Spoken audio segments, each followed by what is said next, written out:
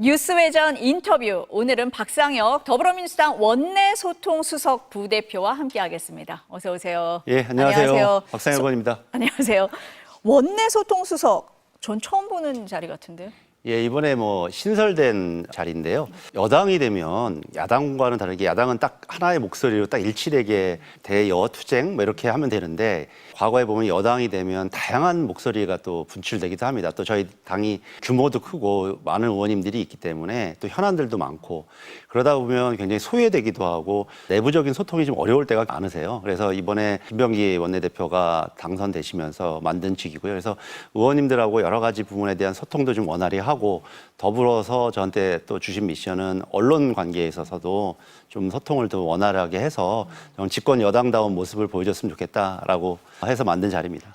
일단은 당내 소통이 1번이고, 지금 보니까 당 수석 대변인도 겸직을 하시는 거잖아요. 예, 당분간은 네. 제가 겸직을 맡아서 네. 또 언론과도 그런 문제들 좀 자세히 좀 설명도 드리고 또 필요한 말씀도 잘 듣겠습니다. 안팎으로 다 소통을 하셔야 되는 그런 자리네요. 더 소통을 많이 해야 될 자리인 것 같습니다. 어떤 점을 가장 신경 쓰고 계십니까? 소통하실 때? 제일 중요한 건 네. 말씀을 많이 듣는 거죠. 그리고 미리미리 좀 사전에 좀 정보를 드리고 꾸준히 이렇게 좀 진행될 예정입니다라고 이렇게 좀 말씀드리는 게 가장 중요한 것 같아요. 그러니까 의원님들이 당직이라든지 이런 부분들을 정확히 하지 않으면 국회가 어떻게 돌아가고 있는지 원내 상황도 굉장히 빨리 돌아가잖아요. 그런 부분들에 대해서 조금 모르실 때가 좀 많거든요. 그래서 그런 부분들 미리미리 좀 공지도 드리고 또 필요한 말씀도 듣고 합니다. 다 아시는 줄 알았더니 다 그렇지는 않으시군요. 그러니까 많은 또 시민분들은 네. 국회의원들이 되면 모든 네. 걸 다 다 아시는 안다고 줄 생각을 하고 알았어요. 또 네. 언론에서도 그렇게 네. 질의를 하시잖아요. 근데 그런 부분들이 아마도 여러 가지 좀 사안들이 다르기 때문에 미리미리 좀 알려드리는 게 제일 중요한 것 같아요. 제가 방송 이제 2시 다 돼서 시작을 하는데, 시작하기 전에 대통령실에서 장관 후보자 인사 발표가 있었어요. 수석님이 보시기에 가장 눈에 띄는 인사 누구십니까? 저도 오기 전에 좀 쭉 네. 살펴보고 왔고 네. 이 방송 끝나고 가면 네. 이제 좀 당 차원의 논평을 좀 낼 예정인데, 기본적으로는 좀 대통령께서 강조한 실용 중심의 인사 기조를 계속 이어가고 있다라는 생각이 듭니다.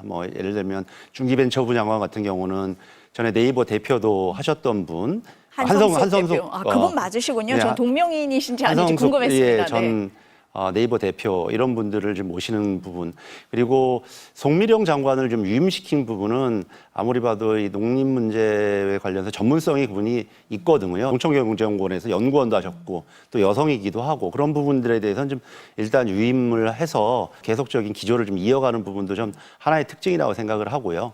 이제 제일 관심을 받은 부분은 아무래도 안기백 장관 후보자하고 정동영 장관 후보자 아니겠습니까? 이제 정말 우리나라의 문민 국방부 장관이 탄생하는 예인데요.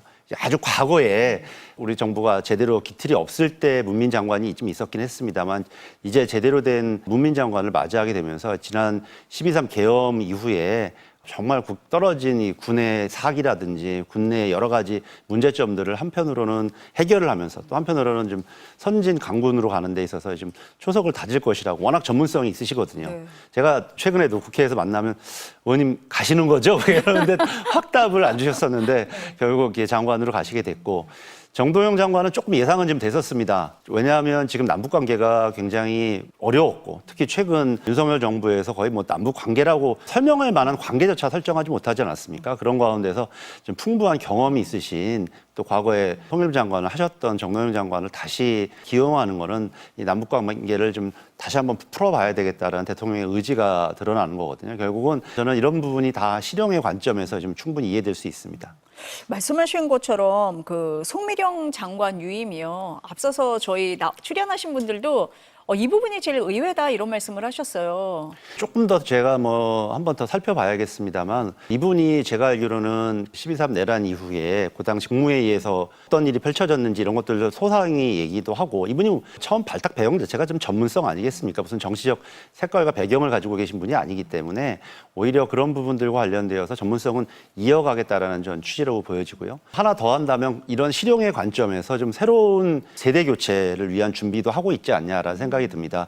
전재수 해수부 장관 후보자라든지 강선우 여가부 장관 후보자 같은 경우는 좀 젊은 세대인데 부산이 이번에 해수부를 이전하게 되면 과거에 노무현 대통령이 해수부 장관을 발판으로 해서 또 정치적으로 큰 입지를 달렸던 것처럼 지금 유일하게 우리 더불어민주당에서 부산의 의원은 저 전재수 장관 후보자 혼자기 때문에 그렇죠.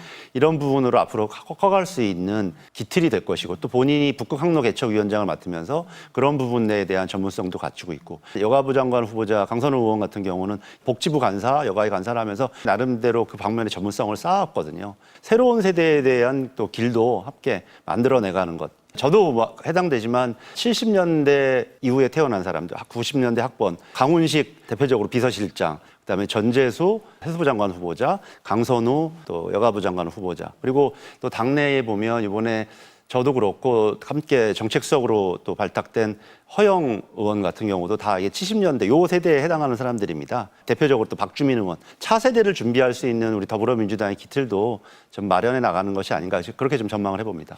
수석님 말씀 들어보니까 실용, 전문성, 세대 교체 뭐 이런 거에 방점이 찍혔다. 뭐 저는 그렇게 평가를 하고 싶습니다.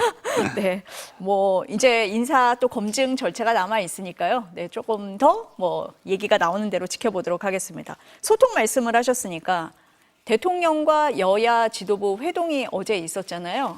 어떻게 평가하십니까? 저는 시작이 반이다 이렇게 좀 먼저 어제도 총평을 했었는데 720일 만에 있었던 윤석열 정부 하에서의 여야 회동이 아니라 어제는 18일 만에 정말 있었지 않습니까? 이 여야 회동을 하게 되면 언론에서는 왜 빨리 결과물이 없냐, 처음 만났는데 바로 결과물이 없지 않냐 이런 또 비판을 하실 수도 있고 야당 쪽에서도 좀 그냥 뭐 밥만 먹고 나온 것도 아니다 뭐 이런 식의 비판이 있는데 저는 여야 회동이라는 거 하는 것은 과거에도 보면 그 결과가 중요한 게 아니라 그 과정이 굉장히 중요하거든요. 상호 신뢰의 바탕 속에서 대화를 하고 의제를 선정해서 마지막으로 최종적으로 회동을 통해서 결과물을 도출해내는 이게 되어야 되는데 윤석열 정부 하에서는 아예 그런 시도 자체가 있지 않다 보니까 특히 지금 12.3 내란 이후 지난 6개월간의 과정 속에서는 그런 것을 할 수 있는 상황은 아니었다고 저는 생각이 듭니다. 그래서 대통령께서 의제와 상관없이 빠른 시일 안에 만나신 배경도 있다고 생각을 하고 지난 취임식 날 만나신 이후로 이제 어떻게 보면 두 번째일 수도 있고 제대로 된 것으로 치면 송원석 대표가 취임하고 본격적인 첫 회동인데요. 이제 문제는 앞으로의 과정들일 거라고 생각해요. 앞으로는 좀 더 대화를 긴밀히 하면서 신뢰를 쌓고 그 안에서 의제도 선정을 하고 어떻게 하면 좀 국민들께 결과물을 내어올 수 있는지 저는 그래서 어제가 좀 시작의 반에 큰 의미도 있다고 생각을 합니다. 만남 자체가 중요하다. 자주 만나겠다고 했으니까 뭐 어느 정도 더 소통은 잘 될 것 같습니다. 야당도 예. 이제는 뭐 과거의 습성이라고 할까 이런 것도 좀 버리고 협력할 것은 좀 충분히 협력을 하고 물론 나와서 고언을 할 수도 있고 쓴소리를 할 수도 있죠. 근데 그런 자리를 공개적으로 만드는 자체를 윤석열 정부에서는 하지 않았거든요. 근데 더불어민주당이나 우리 국민주권정부에서는 그런 판과 여건과 환경을 조성할 충분한 준비가 되어 있다는 부분을 좀 인정하면서 대화를 했으면 좋겠습니다. 어제 이재명 대통령이 추경 협조를 야당 지도부에 요청을 했잖아요. 진전이 좀 있습니까? 어때요?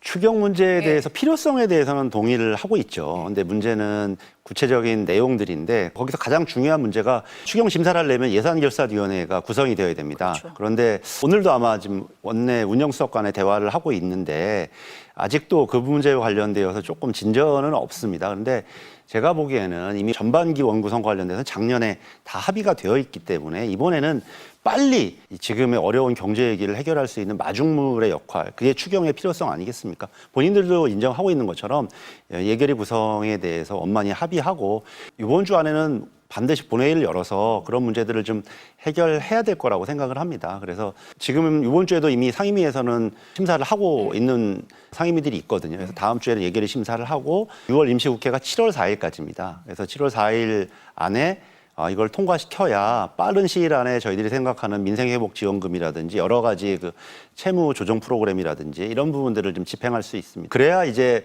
가을도 맞고 뭐 이렇게 좀 경기가 순환할 수 있는 토대가 마련되어지지 않으면 저희가 생각하는 것처럼 경제 성장률이 2%라는 건 기본이거든요. 잠재 성장률입니다. 그것도 지금 밑도는 상황에서 최악의 연말 가면 경기 상황을 맞이할 수가 있습니다. 그래서 빨리 이런 부분 관련해서 협조가 필요하다 이렇게 다시 한번 좀 간곡히 말씀드리겠습니다. 전문가들도 얘기를 하는 게 추경 뭐 내용도 내용이지만 속도가 중요하다 이런 말씀을 많이 하시는데 수석님도 그 부분이 중요하다라고 말씀을 하시는 거고 그러려면 예결위원장부터 빨리 선출을 해야 된다 그런 말씀이시네요. 그렇죠. 아무것도 안 하는 것이 가장 잘못된 방법 아니겠습니까? 그래서 지금은 빨리 진행하면서 부분적으로 보완할 것이 있으면 보완하고 또 심사 과정 속에서 야당의 의견을 또 충분히 듣겠습니다. 어제 야당 지도부에서는 김민석 후보자 지명 철회 요구를 했잖아요. 그랬더니 이재명 대통령이 본인의 해명을 지켜보자, 인사청문회를 지켜보자 이렇게 말씀을 하셨습니다. 그래서 안 물러서겠다는 거네? 야당에서는 이렇게 보고 있거든요.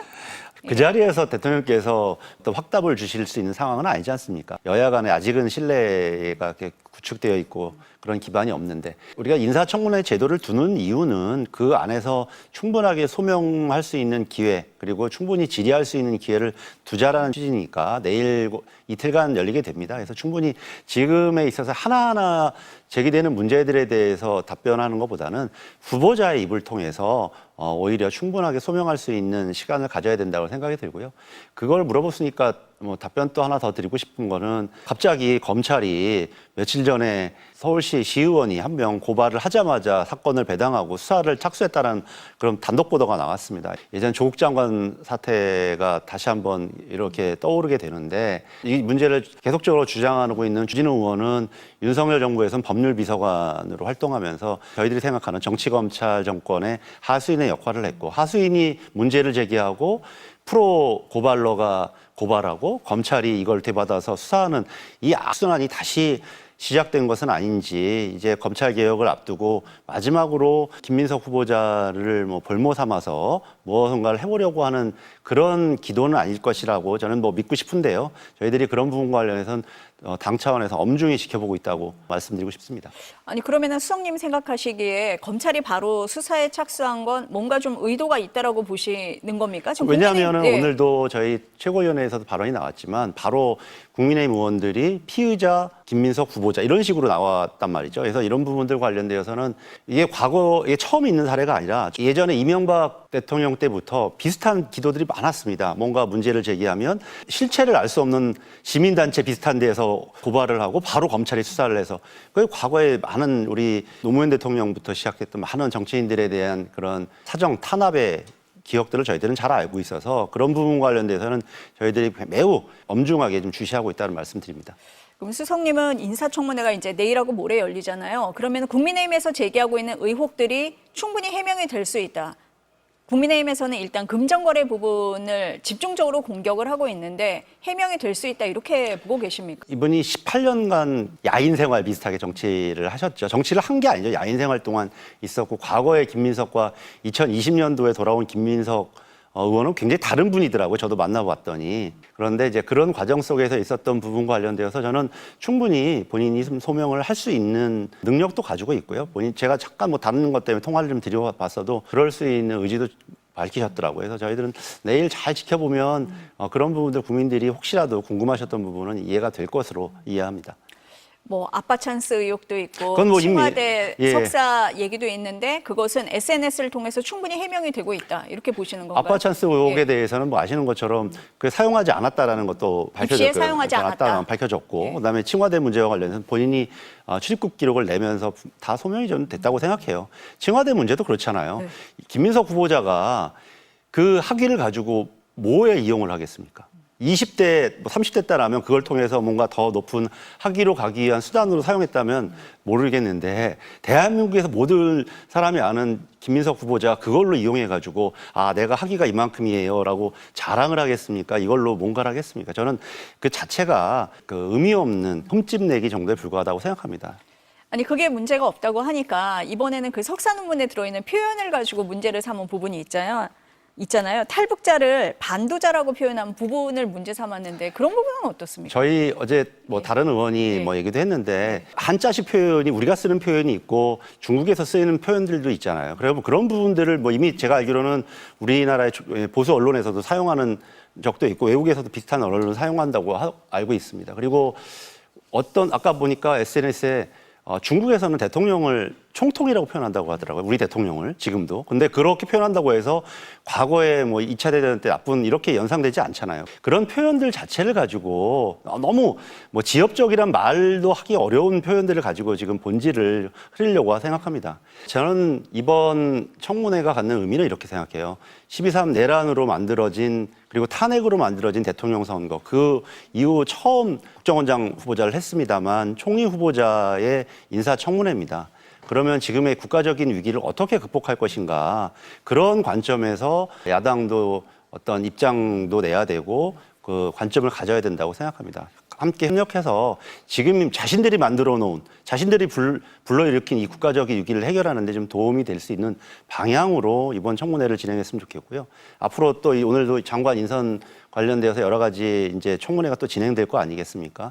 저도 예전에 문재인 정부에서 인사를 2년 동안 제가 담당을 했었습니다. 바로 이 역할을 했었는데 그때도 제일 어려웠던 게 어제 대통령도 말씀 주셨던 것처럼 좋은 자질을 가지고 계신 분들, 전문성이 계신 분들이 하지 않으시려고 해요. 대부분 또 가족의 문제를 걸고 넘어지면서 기껏해야 장관이 1년 반, 2년 정도 하는데 그렇게 나와서 내가 장관을 할 마음이 생기지 않는다 이렇게 말씀하신 분들이 굉장히 많았었습니다. 그래서 그때 뭐 과기부 장관 후보자 한 명을 찾기 위해서 9명 넘는 분을 한테 연락을 드렸던 적도 있거든요. 뭐 저는 윤석열 장관에서도 비슷한 일이었을 거라고 생각합니다. 그래서 이 부분 관련돼서는 그래서 인사청문회법을 저희들이 개정하려고 하는 것이 국가적인 인재들을 제대로 지킬 것 그리고 이것을 통해서 국가의 국력을 지키는데 지금의 제도는 한번 좀 손을 봐야 될 때가 아닌가 생각이 듭니다. 그러니까 신상 검증과 정책 검증을 따로 하자 그걸 말씀을 하시는 거죠? 그렇죠. 지금? 네, 그렇습니다. 네. 어제 의제 중에 법사위원장 얘기도 나왔어요. 대통령에게 요구할 사안이 맞나 싶기는 한데요. 어쨌든 중재를 요청을 했습니다. 국민의힘에서. 어떻습니까? 제가 보기엔 중재를 네. 요청한 것 같지는 않고요. 네.